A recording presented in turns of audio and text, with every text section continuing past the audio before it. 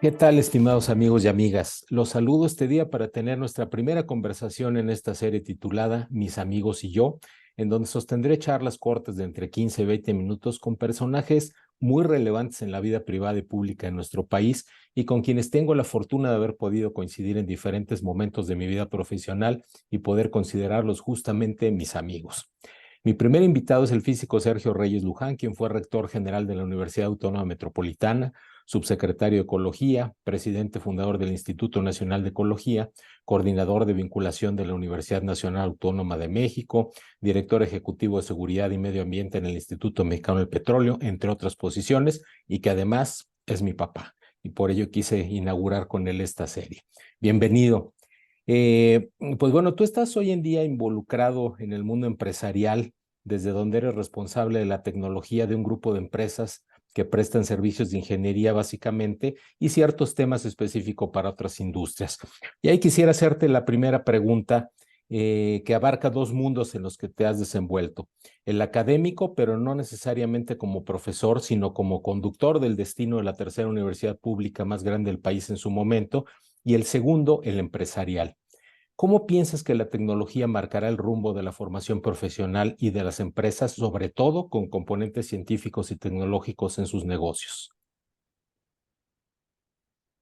Este es un tema que probablemente tenga varias respuestas.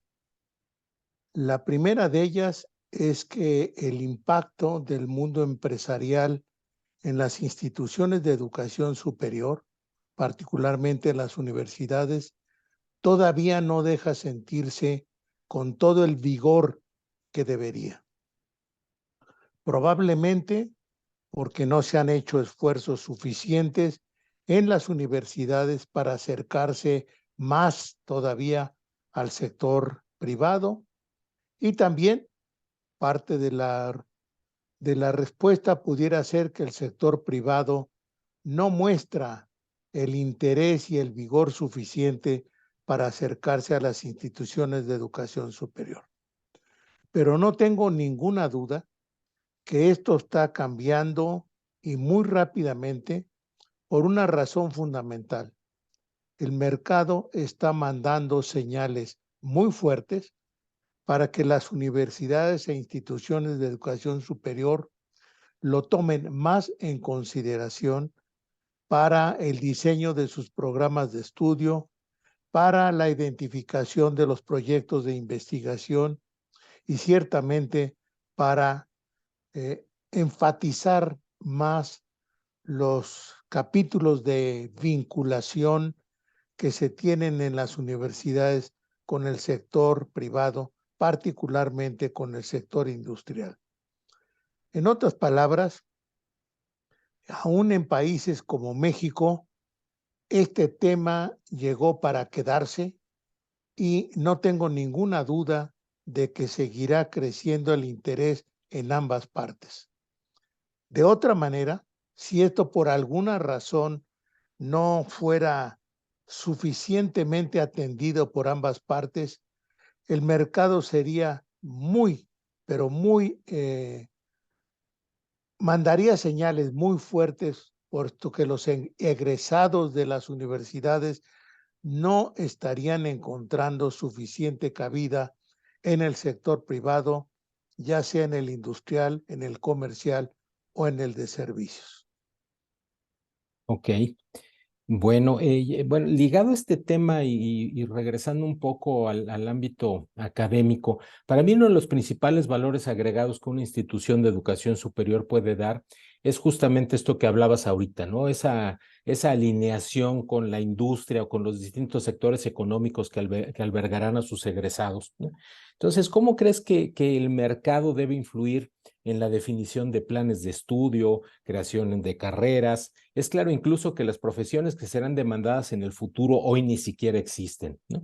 Entonces, el sector científico académico debe tomar un papel más preponderante en la cadena de valor, educación, ciencia, tecnología, innovación al final, tanto para mejorar la inserción laboral de sus egresados como para generar conocimiento de valor alineado a la industria y a los distintos sectores económicos.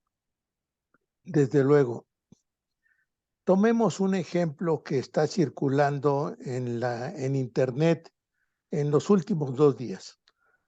Una presentación de una empresa automotriz diciendo que ha innovado sus modelos mixtos, los que funcionan con con motor eléctrico y todavía también con gasolina. Otros que están diciendo que esto va de salida, que la verdadera solución son los motores movidos con hidrógeno. Y aún más, otra también muy poderosa empresa automotriz que dice que lo que va a mandar son los motores cuyo combustible sea el amoníaco. Nada más esta discusión de los últimos 2 o 3 días, que se ha enfatizado los últimos 2 o 3 días, muestra que el mercado manda señales muy fuertes a las universidades.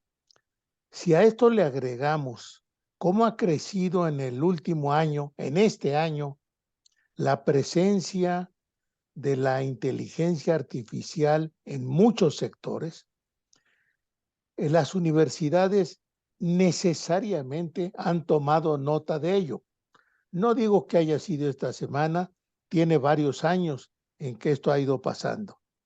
Solamente para recordar cómo cambió el diseño arquitectónico con los programas de computación, cómo cambió el manejo y administración de bases de datos con las poderosas computadoras de las que se dispone ahora, cómo cambió la investigación en química, buena parte de la cual ahora se hace con modelación en sistemas de cómputo, y en otras palabras, cómo han ido permeando todas estas tecnologías dentro de las universidades.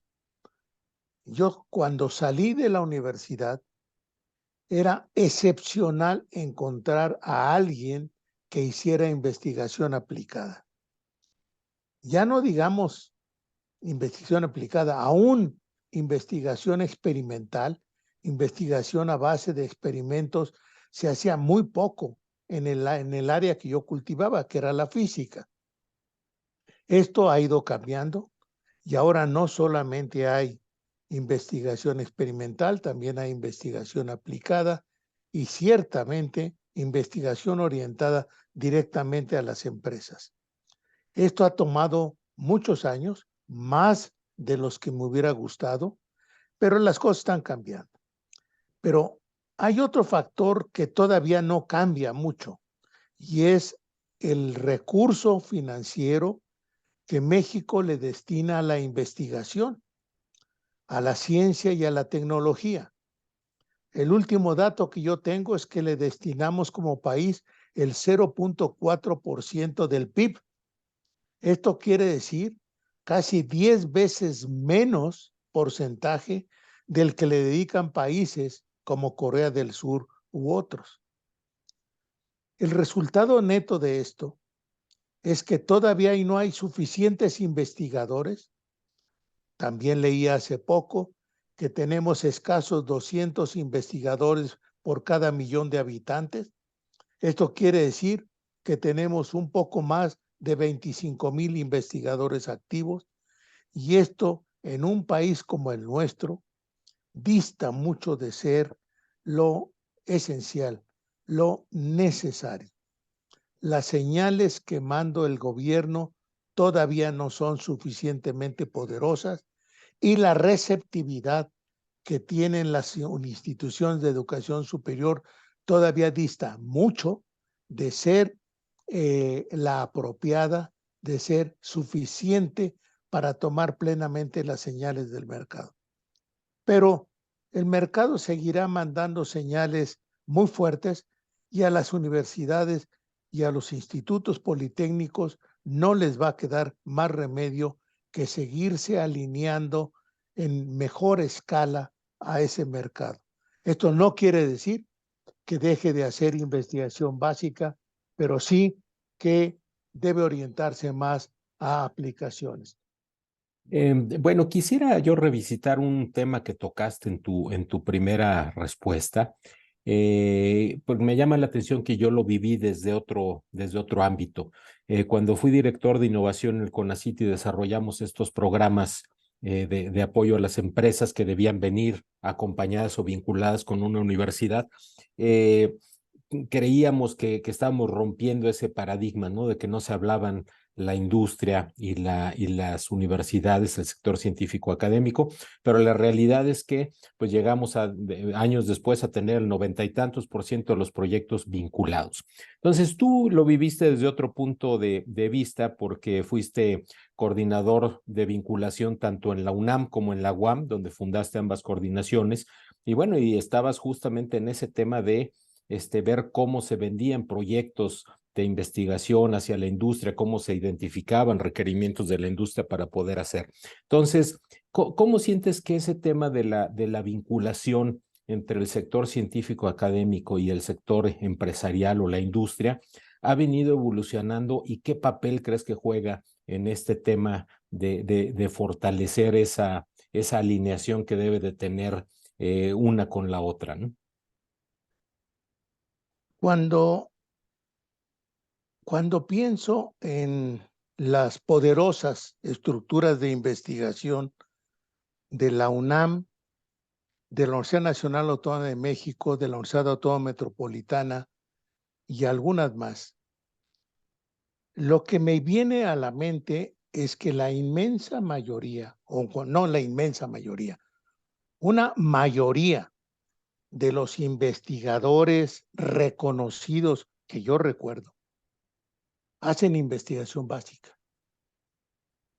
Y yo me atrevería a decir que en esos momentos en los que todavía estaba yo vinculado con estas instituciones, hace algunos años, era cierto que aún en entidades que uno esperaría que hubiera un interés mayoritario de los investigadores por acercarse al sector productivo, en realidad la, la mayoría o una fuerte proporción de ellos hacía investigación básica.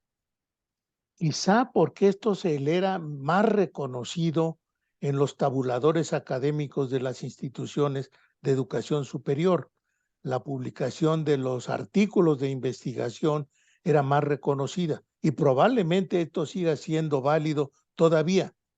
Entonces, no descarto, y yo mismo fui partícipe de convenios de colaboración, de programas de vinculación con la industria y con ejemplos exitosos, pero no era el fuerte, no eran la mayor parte de ellos los que participaban en esto ciertamente.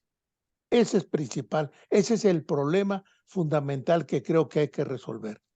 Y por cierto, aquellos investigadores ya tienen una edad avanzada y seguramente las nuevas generaciones llegarán con otras inclinaciones, con otras orientaciones un poco diferentes. Ok. Bueno, por último, para cerrar esta charla, quisiera escuchar tu opinión sobre cómo la innovación se debería incorporar a los procesos de formación en las universidades y a los procesos de desarrollo de negocios en el ámbito empresarial. Se pueden contar probablemente sin mucho esfuerzo los sectores industriales, los sectores productivos, los sectores de servicios, en donde la innovación es una práctica permanente. Me salta a la mente el caso de la industria aeronáutica en nuestro país, de la industria de teléfonos, de la industria cementera, de la industria de producción automotriz.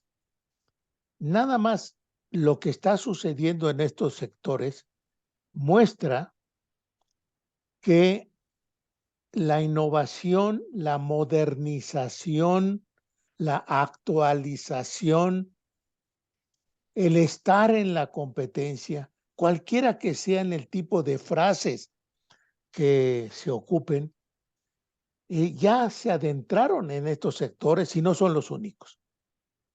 Ya tienen sus centros de investigación, sus centros de innovación, sus centros de capacitación para estar a la moda, para estar con la tecnología más actualizada, en busca de una tecnología mejor. Y seguramente hay otros sectores que ahorita no me vienen a la mente o con los cuales estoy menos familiarizado. Y estos sectores, estas empresas, estos grupos industriales se han acercado muy exitosamente a las instituciones que tienen cerca. Destaco el caso de Monterrey, destaco el caso de Querétaro y un poco de la Ciudad de México. Tampoco se me escapa Guadalajara con la industria electrónica y de computación. Entonces, conforme se han ido acercando e instalando sus centros cerca y las universidades siendo más receptivas, la palabra actualización, la palabra sobrevivencia, la palabra ser competitivos, necesariamente nos lleva a innovar, a pensar en hacer las cosas de mejor manera, de una manera más pertinente al mercado, de una manera más económica, de una manera más rápida, de una manera más moderna.